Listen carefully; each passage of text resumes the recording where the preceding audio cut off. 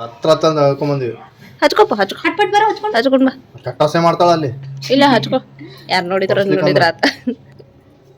So ಇವಾಗ ನಾವು ಹೊರಗಡೆ ಹೋಗ್ತಾ ಇದ್ದೀವಿ ಅಮ್ಮನ ಮನೆಗೆ. ಸೊ ಬಾ ಅಂತ ಹೇಳಿದ್ರು, ಹಾಗಾಗಿ ಹೋಗ್ತಾ ಇದ್ದೀವಿ. ಸೊ ಈ ಬ್ಲಾಗು ಒಂದಿನದಂತಲ್ಲ, ಸ್ವಲ್ಪ ದಿನದ ಬ್ಯಾಕ್ ಎಲ್ಲ 1-2-3 ದಿನದ ಇದೆ ಇದು. ಸೊ ಹಂಗಾಗಿ ಅಲ್ಲೆಲ್ಲ ಮನೆಗೆ ಹೋದ್ವಿ. ಆ್ಯಂಡ್ ಏನು ಕೆಲಸ ಆಯಿತು ಅದೆಲ್ಲ ಮುಗಿಸ್ಕೊಂಡು ವಾಪಸ್ ಇವಾಗ ನಮ್ಮ ಮನೆಗೆ ಹೋಗ್ತಾ ಇದ್ದೀವಿ. ಆ್ಯಂಡ್ ಇದು ನೆಕ್ಸ್ಟ್ ಮಾರ್ನಿಂಗು.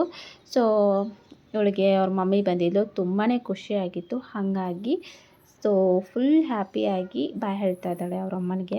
ಸೊ ಆಲ್ರೆಡಿ ಹೇಳಿದ ಹಾಗೆ ಇದು 2-3 ಡೇಸ್ ವ್ಲಾಗ್ ಅಂತಲೇ ಹೇಳ್ಬೋದು. ಆ್ಯಂಡ್ ಇವತ್ತಿನ ದಿನ ಮಂಗಳವಾರ ಆಗಿತ್ತು.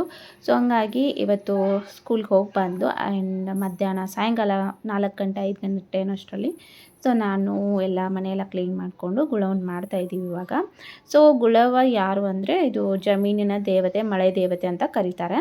ಸೊ ಇನ್ನೇನು ಮಳೆಗಾಲ ಸ್ಟಾರ್ಟ್ ಆಗತ್ತಲ್ವ, ಸೊ ಮಳೆ ದೇವತೆ ಅಂತ ಕರೀತಾರೆ. ಆ್ಯಕ್ಚುಲಿ ಈ ಒಂದು ಹಬ್ಬನ ಮಳೆಗಾಗಿ ಪ್ರಾರ್ಥನೆ ಮಾಡ್ತಾರೆ. ಸೊ ಮಳೆ ಚೆನ್ನಾಗಿ ಬರಲಿ, ಬೆಳೆ ಚೆನ್ನಾಗಾಗಲಿ ಅಂತ ಹೇಳಿ ಪ್ರಾರ್ಥನೆ ಮಾಡಿ ಈ ಹಬ್ಬನ ಆಚರಿಸ್ತಾರೆ. 5 ವಾರ ಬರುತ್ತೆ, ಆಷಾಢ ಮಾಸದಲ್ಲಿ ಬರುತ್ತೆ. 5 ವಾರ ಕಂಪ್ಲೀಟಾಗಿ ಈ ಒಂದು ಹಬ್ಬನ ಸೆಲೆಬ್ರೇಟ್ ಮಾಡ್ತಾರೆ. ಮಂಗಳವಾರ ಈ ರೀತಿ ಮಣ್ಣಿಂದ ಗೊಂಬೆ ತಯಾರಿಸಿ ಪೂಜೆ ಮಾಡಿ ಆರತಿ ಎಲ್ಲ ಮಾಡ್ತಾರೆ. ಮಕ್ಕಳು ಇರ್ತಾರಲ್ವ, ಬೀದಿ ಎಲ್ಲ ಸುತ್ತಾಡಿ ಮನೆ ಎಲ್ಲ ಪಕ್ಕದಲ್ಲಿ ಮನೆ ಎಲ್ಲ ಕಡೆ ಹೋಗಿ ಆರತಿಯನ್ನು ಮಾಡಿ ಬರ್ತಾರೆ. ಸೊ ಅಲ್ಲಿ ಹೋಗಿ ಸಾಂಗ್ಸ್ ಕೂಡ ಹಾಡಿ ಬರ್ತಾರೆ. ಇದೆಲ್ಲ ನಾನು ಮಾಡಿದ್ದು ಚಿಕ್ಕವಳಿದ್ದಾಗ ಮಾಡ್ತಿದ್ದೆ. ಆ್ಯಂಡ್ ಇವನ್ ಮದುವೆ ಆಗೋಕ್ಕೆ ಇಂದನೂ ಮಾಡ್ತಾಯಿದ್ದೆ. ನಮ್ಮ ಮನೇಲಿ ಹುಡುಗಿರು ಜಾಸ್ತಿ, ಸೊ ಹಂಗಾಗಿ ನಾವೆಲ್ಲರೂ ಮಾಡ್ತಾಯಿದ್ವಿ. ನಮ್ಮ ಏರಿಯಾದಲ್ಲಿ ಹುಡುಗಿರು ಜಾಸ್ತಿ.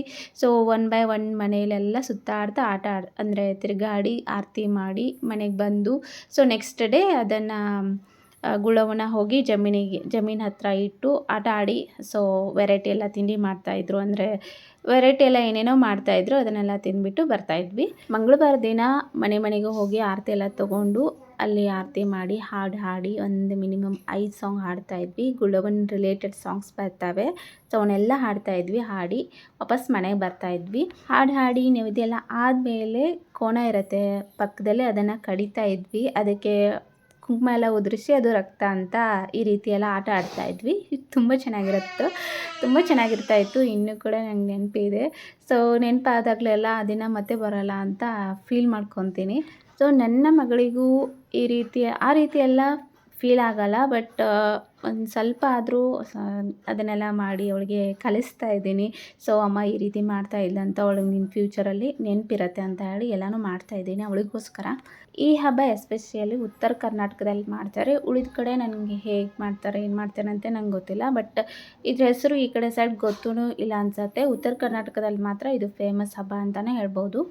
ಸೊ ಇವತ್ತು ಮಂಗಳವಾರ, ಸೊ ಇವತ್ತು 2nd ವಾರ ಆಗಿರೋದ್ರಿಂದ ಕಟ್ಟೆಗುಳವ ಮಾಡ್ತಾಯಿದ್ದೀವಿ. ಫಸ್ಟ್ ವಾರ ನಾರ್ಮಲಾಗಿ ಡೋಲ್ ಬರುತ್ತೆ, ನಾರ್ಮಲಾಗಿ ಮಾಡ್ತಾರೆ. ಆ್ಯಂಡ್ ಸೊ 4 ವಾರನೂ 4 ಥರ ಇರುತ್ತೆ. 5 ವಾರ ಬರುತ್ತೆ, ಒಂದೊಂದು ಸತಿ 4 ವಾರ ಬರುತ್ತೆ. ಸೊ 4 ವಾರನೂ ಡಿಫ್ರೆಂಟಾಗಿ ಮಾಡ್ತಾರೆ. ಲಾಸ್ಟ್ ವೀಕು ಕುಂಬಾರ ಹತ್ರ ಹೋಗಿ ತೊಗೊಂಡು ಬರ್ತಾರೆ. ಸೊ ಊರ ಕಡೆ ಎಲ್ಲ ಕುಂಬಾರ ಯಾರಿರ್ತಾರೆ ಅವ್ರಿಗಂತೂ ಲಾಸ್ಟ್ ವೀಕ್ ತುಂಬ ಬ್ಯುಸಿ ಇರ್ತಾರೆ ಅಂತಲೇ ಹೇಳ್ಬೋದು. ಸೊ ನಾವು ಈ ರೀತಿ ಎಲ್ಲ ಮಾಡಿಬಿಟ್ಟು ಗೋಧಿ ಹಾಗೆ ಅಕ್ಕಿ ಮತ್ತು ಜೋಳ ಮತ್ತು ಒಣಜೋಳ ಬರುತ್ತಲ್ವ, ಸ್ವೀಟ್ ಕಾರ್ನು, ಸೊ ಅದು ಮತ್ತು ಗುಲ್ಗಂಜಿ, ಸೊ ಇದೆಲ್ಲ ಯೂಸ್ ಮಾಡಿಕೊಂಡು ಚೆನ್ನಾಗಿ ಡೆಕೋರೇಟ್ ಮಾಡ್ತಾಯಿದ್ವಿ. ಸೊ ಗುಲ್ಗಂಜಿನ ಕಣ್ಣಾಗಿ ಹಚ್ತಾಯಿದ್ವಿ. ಅದು ಕೂಡ ಗಿಡದಿಂದ ಬರುತ್ತೆ ಗುಲ್ಗಂಜಿ ಅಂತ ಹೇಳಿ. ಸೊ ಗೂಗಲಲ್ಲಿ ಗುಲ್ಗಂಜಿ ಅಂತ ಟೈಪ್ ಮಾಡಿ ನಿಮಗೆ ಪಿಕ್ಚರ್ ಕಾಣಿಸುತ್ತೆ. ಒಂದು ವೇಳೆ ಗೊತ್ತಿಲ್ಲ ಅಂದರೆ ಗೂಗಲಲ್ಲಿ ಗುಲ್ಗಂಜಿ ಅಂತ ಟೈಪ್ ಮಾಡಿ, ಸೊ ಅದ್ರ ಪಿಕ್ಚರು ತೋರಿಸುತ್ತೆ ನಿಮಗೆ. ಸೊ ಅದನ್ನು ನಾವು ಕಣ್ಣಾಗಿ ಯೂಸ್ ಮಾಡ್ತಾಯಿದ್ವಿ, ಗುಳವನ ಕಣ್ಣಾಗಿ. ಹಾಗೆ ಅದ್ರ ಜೊತೆ ಕೋಣ, ಸೊ ಇದೆಲ್ಲ ಮಾಡ್ತೀವಿ. ಅದಾದಮೇಲೆ ಕಡಿಯೋಕ್ಕೊಂದು ಕೊಡಲಿ ಆ ರೀತಿಯನ್ನು ಮಾಡೋದು. ಸೊ ಇದೆಲ್ಲ ನೋಡಿ ಕಟ್ಟೆಗುಳ ರೆಡಿ ಆಯಿತು. ಇವತ್ತಿನ ವಾರ 2nd ವೀಕು ಕಟ್ಟೆಗುಳವ ರೆಡಿ ಆಯಿತು. ಸೊ ಅವಳು ಎಲ್ಲನೂ ಕಟ್ಟೆ ಥರ ಮಾಡಿಕೊಟ್ಲು. ನಾನಿವಾಗ ಫಿನಿಶಿಂಗ್ ಕೊಡ್ತಾಯಿದ್ದೀನಿ. ಸ್ವಲ್ಪ ನೀರಿಂದ ಅದನ್ನು ನೀಟಾಗಿ ಸವರೋದು, ಸೊ ಅದು ಫಿನಿಶಿಂಗ್ ಚೆನ್ನಾಗಾಗತ್ತೆ. ಸ್ವಲ್ಪ ತುಂಬ ಹಾರ್ಡಿತ್ತು, ದಟ್ಸ್ ಓಕೆ. ಫೈನಲಾಗಿ ಚೆನ್ನಾಗಿ ಬಂತು ಅದು. ಹೂವು ಹಾಕಿ ಕುಂಕುಮ ಅರಿಶಿನ ಹಚ್ಚಿ ಆರತಿ ಮಾಡೋದು, ಇವಾಗ ಪೂಜೆ ಎಲ್ಲ ಮಾಡೋದು. ಸೈಡಲ್ಲಿ ಕೋನ ಇದೆ. ಹಾಗೆ ಇದು ಕಟ್ಟೆಗುಳವ 2ನೇ ವಾರ ಇತ್ತು. ಸೊ ಹಾಗಾಗಿ ಕಟ್ಟೆಗುಳವ ಮಾಡ್ತಾಯಿದ್ದೀವಿ. ಆ್ಯಕ್ಚುಲಿ ಮಣ್ಣೆಲ್ಲ ಇರಲಿಲ್ಲ, ಸೊ ಹೂವಿನ ಗಿಡದಲ್ಲಿರೋ ಪಾಟಲ್ಲಿರೋ ಮಣ್ಣು ತೊಗೊಂಡು ಸೊ ಇದನ್ನು ಮಾಡಿದ್ವಿ. ನನ್ನ ತಂಗಿನೇ ಮಾಡಿದ್ದು. ಸೊ ಈ 3 ಜನ ಸೇರಿಕೊಂಡು ಮಾಡಿದ್ದು. ಸೊ ಅದಾದಮೇಲೆ ಆರತಿ ಮಾಡ್ದೆ, ಒಂದೆರಡು ಹಾಡು ಹಾಡಿದ್ವಿ. ಅದು ಇನ್ನೂ ನೆನಪಿತ್ತು ನನಗೆ. ಸೊ ಹೇಗೆ ಮರೆಯೋಕ್ಕಾಗತ್ತೆ. ಸೊ ತುಂಬ ವರ್ಷಗಳಿಂದ ಮಾಡ್ಕೊತ ಬಂದಿದ್ವಿ. ಸೊ ಅದನ್ನೆಲ್ಲ ಹಾಡು ಹಾಡಿದ್ವಿ. ಹಾಗೆ ಕೋಣ ಎಲ್ಲ ಕಡಿದ್ವಿ. ಆ್ಯಂಡ್ ಇದು ಕೋಣ ಕಡಿಯೋದು ಮನೆಗೆ ಗಂಡು ಮಗ ಯಾರು ಇರ್ತಾರೆ ಅವ್ರ ಕಡೆಯಿಂದ ಕಡಿಸ್ತಾರೆ. ಸೊ ಇಲ್ಲಿ ಯಾರಿಲ್ಲ. ಸೊ ಹಂಗಾಗಿ ಸೊ ಅದ್ವಿಕಾನೇ ಕಡಿದ್ಲು. ಆ್ಯಂಡ್ ಅದಾದಮೇಲೆ ನೆಕ್ಸ್ಟ್ ಡೇ ಸ್ಕೂಲಿಗೆ ಹೋಗ್ತಾಯಿದ್ಲು. ಅಗೇನ್ ಅವ್ರ ಮಮ್ಮಿನ ಬಿಟ್ಟು ಹೋಗೋಕ್ಕೆ ಮನಸ್ಸಿಲ್ಲದೆ ಹೋಗ್ತಾಯಿದ್ಲು. ಸೊ ಮತ್ತೆ ಬಂದು ಇವಾಗ ನಾನು ಗುಳ್ಳೋವಾಗೆ ನೆಕ್ಸ್ಟ್ ಡೇ ಏನು ಸ್ನ್ಯಾಕ್ಸ್ ಎಲ್ಲ ಮಾಡ್ತಾರಲ್ವ, ಹಾಗಾಗಿ ನಾನು ಇದನ್ನೆಲ್ಲ ಮಾಡಿದ್ದೆ. ಸೊ ಇದು ಗುಳ್ಳೋಗಂತಲೇ ಮಾಡಿದ್ದೆ. ಸೊ ಒಳಗಡೆ ಹಿಂದಿನ ದಿನ ಒಳಗಡೆ ಕುಡಿಸಿರ್ತೀವಲ್ವ, ಅದಾದಮೇಲೆ ನೆಕ್ಸ್ಟ್ ಡೇ ಅವಳನ್ನು ಕರ್ಕೊಂಡೋಗಿ ಭೂಮಿ ಹತ್ರ ಬಿಟ್ಬಿಡೋದು. ಅಂದರೆ ಸೊ ಮಣ್ಣಿರತ್ತಲ್ವ, ಮಣ್ಣು ಹತ್ರ ಬಿಟ್ಬಿಡೋದು ಅಥವಾ ತುಳಸಿ ಗಿಡದಲ್ಲಿ ಇಡೋದು, ಈ ರೀತಿ ಎಲ್ಲ ಮಾಡೋದು. ಸ್ನ್ಯಾಕ್ಸ್ ಎಲ್ಲ ತಿಂದ್ವಿ, ಚೆನ್ನಾಗಿತ್ತು, ಆಟ ಆಡಿದ್ವಿ. ಆ್ಯಂಡ್ ಅದಾದಮೇಲೆ ಸೊ ಇವ್ಳದು ಪಾಪ್ಕಾರ್ನ್ ಡೇ ಇತ್ತು. ಸೊ ಹಾಗಾಗಿ ಯೆಲ್ಲೋ ಆ್ಯಂಡ್ ರೆಡ್ ಡ್ರೆಸ್ ಹಾಕೊಂಡಿದ್ದು ತುಂಬ ಕ್ಯೂಟಾಗಿ ಕಾಣ್ತಾಯಿದ್ಲು. ಅದಾದ ನೆಕ್ಸ್ಟ್ ಡೇ ಸೊ ನನ್ನ ಹಸ್ಬೆಂಡ್ ಊರಿಗೆ ಹೋಗಿ ಸೊ ನಮ್ಮ ಅತ್ತೆನೆಲ್ಲ ಕರ್ಕೊಂಡು ಬಂದರು.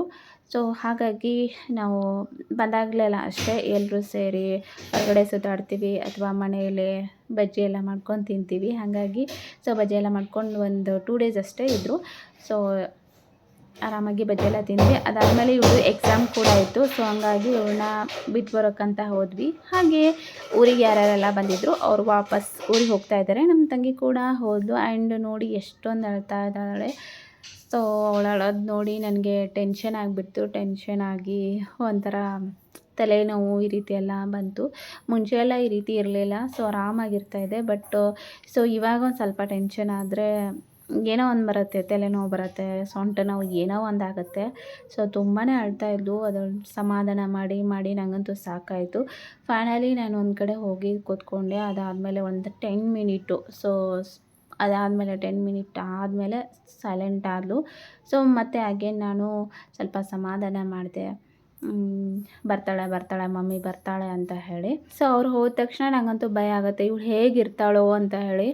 ಸೊ ನೀವು ಕೂಡ ಯಾರೆಲ್ಲ ಈ ರೀತಿ ಸೆಲೆಬ್ರೇಷನ್ ಮಾಡ್ತೀರಾ, ಅದೇ ಗುಳವ್ ಅಂತೆಲ್ಲ ಹೇಳಿದ್ನಲ್ಲ, ಸೊ ಯಾರ ಮನೇಲಿ ಮಾಡ್ತೀರಾ ಅಂತ ಹೇಳಿ ನನಗೆ ಕಮೆಂಟ್ ಮಾಡಿ ತಿಳಿಸಿ. ಐ ಹೋಪ್ ಈ ಬ್ಲಾಗ್ ನಿಮ್ಗೆ ಎಲ್ರಿಗೂ ಇಷ್ಟ ಆಗಿದೆ ಅನ್ಕೋತೀನಿ. ಇಷ್ಟ ಆದರೆ ಪ್ಲೀಸ್ ಲೈಕ್ ಮಾಡಿ, ಕಮೆಂಟ್ ಮಾಡಿ, ಹಾಗೆ ಸಬ್ಸ್ಕ್ರೈಬ್ ಮಾಡಿ. Thank you for watching. Bye.